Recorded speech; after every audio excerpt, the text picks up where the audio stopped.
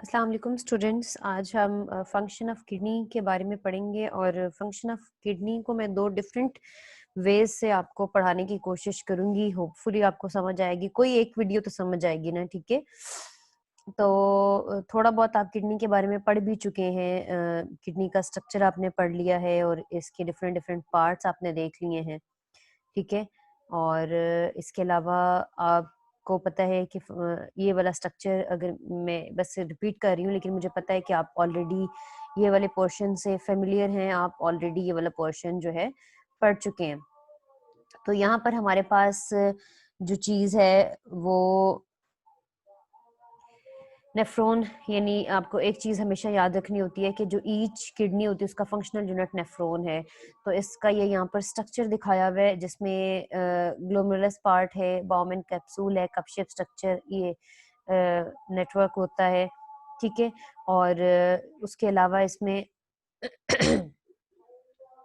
लोप of Henle है। Henley ने इसको डिस्कवर्ड किया था, इस वजह से इसको लोप ऑफ हेनले बोला जाता है इस पोर्शन को, ठीक है। यानी ये सारे वो पोर्शन है जो आप जानते हैं।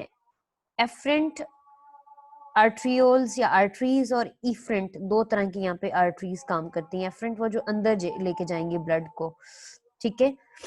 अच्छा, एक चीज आपने यहाँ पर याद रखनी है, ये पोर्शन प्रोक्सिमल ट्यूबुलर सेक्शन है, फिर उसका डिस्टल ट्यूबुलर सेक्शन है, ठीक है।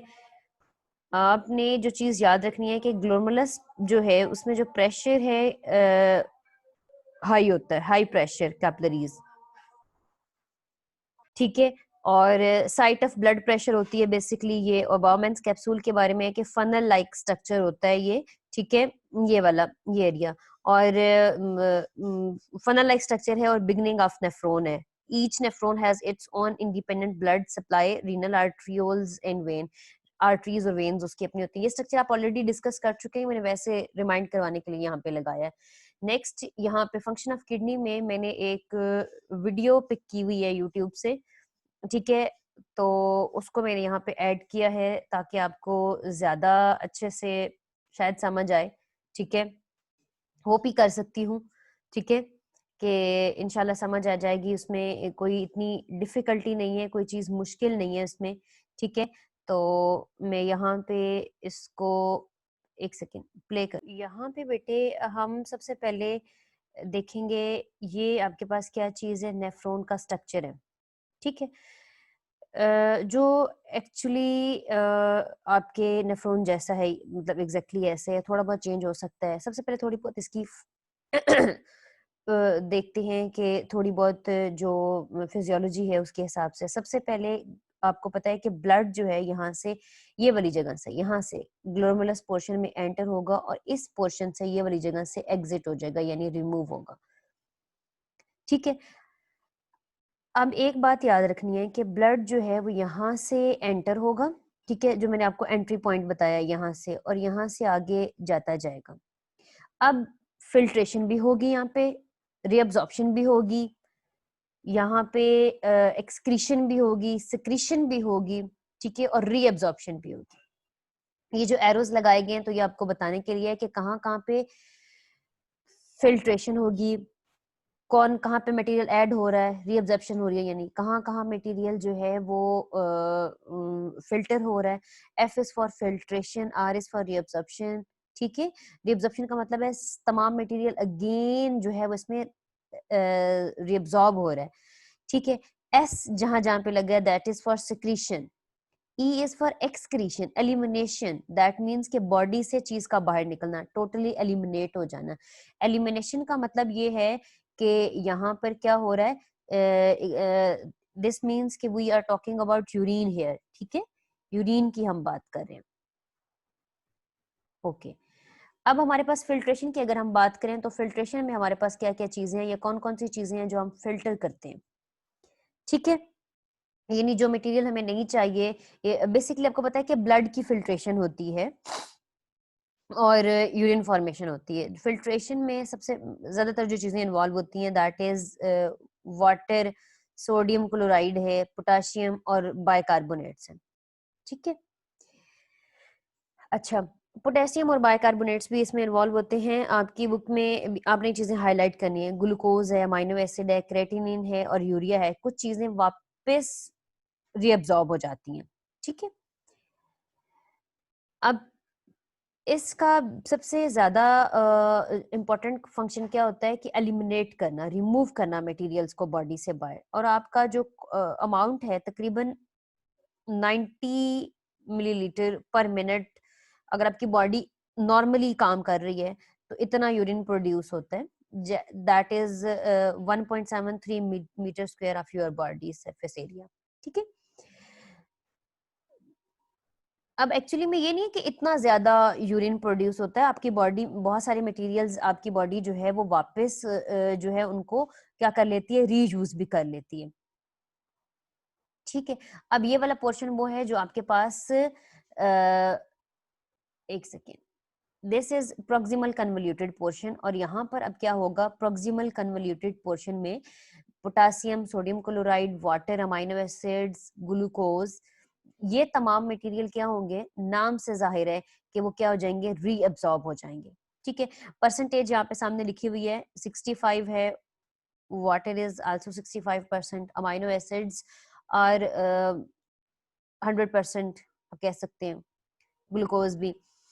अच्छा, अब ये दोनों चीजें याद रखनी है कि अमाइनो एसिड और ग्लूकोज 100% रीअब्सॉर्ब हो जाता है, क्योंकि वो बेसिक न्यूट्रिएंट्स होते हैं बॉडी के। और उसके अलावा जो हमारे पास बाइकार्बोनेट्स हैं 90% वो भी क्या हो जाते हैं, reabsorb.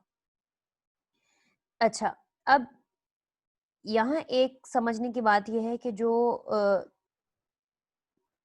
Uric acid, organic acids, ये सिक्रीट होंगे कहाँ पे, प्रोक्सिमल पार्ट में। यूरिक एसिड जो है ये वेस्ट प्रोडक्ट है, नाइट्रोजनस वेस्ट प्रोडक्ट है, ठीक है। वाटर साथ साथ हर स्टेप में क्या हो रहा है, रीअब्सॉर्ब हो रहा है, ओके। यहाँ पे अगर हम बात करें तो सोडियम क्लोराइड 25% जो है वो भी रीअब्सॉर्ब हो रहा है। अब आप असेंडिंग लिंक की बात करो तो यहाँ पे भी रीअब्सॉर्प्शन हो जाएगी, किस चीज की, सोडियम क्लोराइड की, ठीक है। और उसके अलावा किस चीज की, सोडियम क्लोराइड के अलावा वाटर की भी रीअब्सॉर्प्शन होगी यहाँ पे, ठीक है।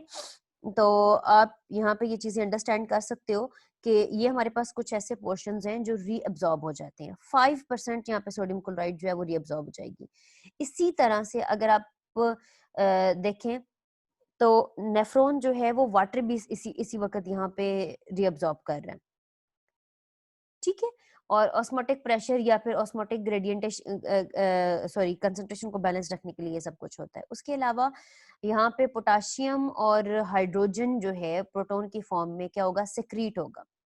बात समझ आ रही है, प्रोटोनिक फॉर्म में, ओके। यहाँ पे हम अब रीअब्जॉर्प्शन होगी दोबारा किस चीज की, प्रोक्सिमल कन्वोल्यूटेड पोर्शन में यूरिया की, सोडियम क्लोराइड की, and that is 5%, about 5%, okay.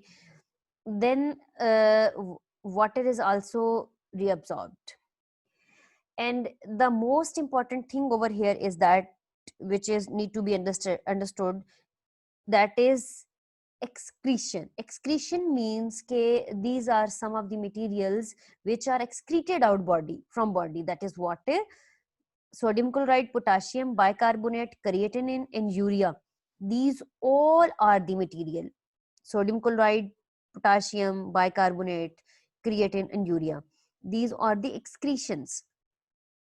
Some of the materials are again go back for the reabsorption, okay. So if we think about some of the accumulations, अगर कुछ materials यहाँ पे accumulate हो जाएं, इकट्ठे हो जाएं, तो फिर वो कुछ हार्मोन्स को जाकर इम्बैलेंस करेंगे, ठीक है। जैसे हमारे पास कुछ हार्मोन्स होते हैं जो इसके लिए इन्वॉल्व होते हैं, अल्बस्ट्रिनिन वगैरह हैं, कुछ और भी हार्मोन्स होते हैं, ये बेशक आप याद ना रखें, आपके अंडरस्टैंडिंग के लिए हैं, ठीक है। तो ये क्या करते हैं कि बेसिकली डिस्टल ट्यूबुलर में उसका जो है रीअब्जॉर्प्शन को भी इंक्रीज करवाएंगे, डिस्टल पोर्शन में, ठीक है। उसके अलावा आपके पास एक हार्मोन है जो कि आप आगे पढ़ेंगे, anti diuretic hormone, ADH, anti diuretic hormone, ठीक है। तो इसका क्या फंक्शन होता है, ये क्या करता है यहाँ पे, बैलेंस क्रिएट करवाता है, ठीक है। यानी आप ये कह सकते हो कि ये वाला जो हमारे पास हार्मोन है, एंटी डायरेटिक हार्मोन, इसका फंक्शन क्या है कि ये बेसिकली पोस्टीरियर पिट्यूटरी ग्लैंड से रिलीज होता है और वाटर जो है वो उसको एब्जॉर्ब करवाता है कलेक्टिंग डक्ट से, ठीक है। और जब अंडर हाइड्रेशन की कंडीशन में बॉडी होती है तो ये तब वर्क करता है। बेसिकली ये आपके वाटर बैलेंस के लिए काम करता है, ठीक है। So this was the all about function of kidney. ये एक पोर्शन में इस तरह से भेज रही हूँ, फिर मैं नेक्स्ट जो वीडियो